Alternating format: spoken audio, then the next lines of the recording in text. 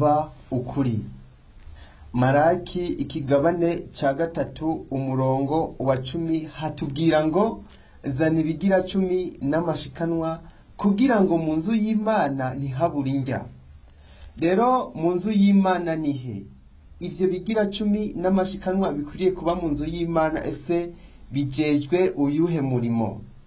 Mu gitabo ca Zaburi ikigabane ca 68 umurongo wa 5 haranditse ngo Imana irahayo hera ni se w'imfuvyi n'umucamanza hagarikira abapfakazi.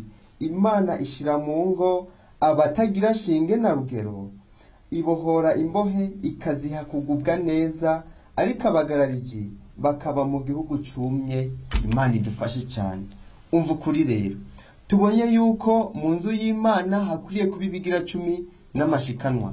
Tubonye yuko muri iyo nzu y'Imana nyene hakwiriye ivyo bigira 10 n'amashikanwa ngo bikwiriye kugaburirwa imfuvyi n'abapfakazi, kuko tubonye arizo zibayo. Umva ukuri rero, kubera ikubijya, kubera iki wigira umupfakazi kandi ufise umugore n'abana?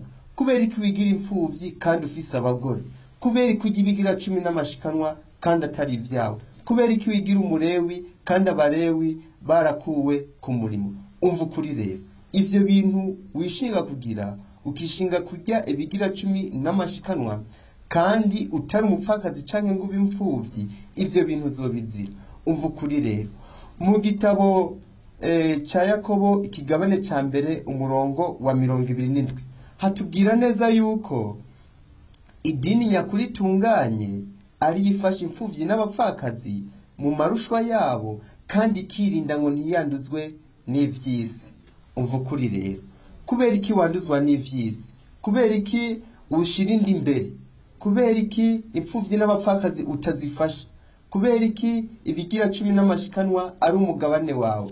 Umva ukuri rero, mu gitabo ca Mika ikigabane ca gatatu umurongo wa 5 havuga yuko abungere b'iki gihe, abantu bitwa abayobozi, bavuga bati n'amahoro n'amahoro iyo bagize ico babugunyira, ariko ngo utagize ico ashira mu kanwa kabo ngo bitegura kumugwanya.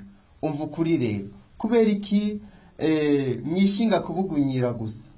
Kubera iki abatagize ico bashira mu kanwa kanyu mwitegura kubagwanya? Umva ukuri rero, ubwami bw'Imana si ubwo gushira inda imbere. Mu gitabo ca Vyakozwe n'Intumwa ikigabane ca 6 umurongo wa 1 ishengero rimaze kugwira, inzu y'Imana ari ryo shengero, Imana yategetse yuko habamwo abadiyakoni 7 nibo bajejwe kugaburira imfuvyi n'abapfakazi. Kubera iki wanyu mudiyakoni ari umuntu asiga ibirato vyanyu? Kubera iki mudiyakoni ari we muntu ajejwe gukubura mu rusengero? Kubera iki mudiyakoni wanyu ibigira 10 n'amashikanwa yabitojeje aca bibaha akaba rimwe mu bibika? Mu nzu y'Imana si mu mifuko yanyu, ahubwo mu nzu y'Imana ni mwishengero ryayo. Abadiyakoni batowe baba ububiko bw'Imana kugira ngo babe abaserveri basereva imfuvyi n'abapfakazi.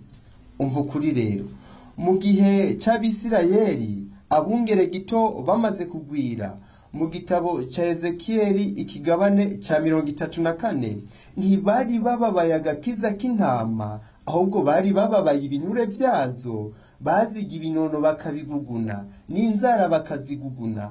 Nivyo bisigaye biri muri mwebwe.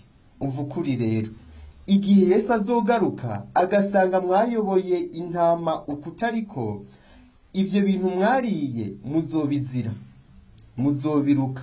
Umva ukuri rero, vavanura n'ikinyoma uyoboka ukuri.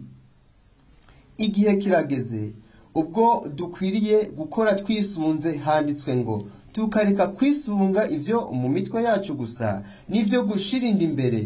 Umva ukuri rero, vavanura n'iyo ngeso, kuko igihe Yesu azoba agarutse ivyo bintu wariye vy'imfuvyi n'abapfakazi ukaguguna ibinono vyazo ukazirya n'ubwoya uzobizira. Umva ukuri rero.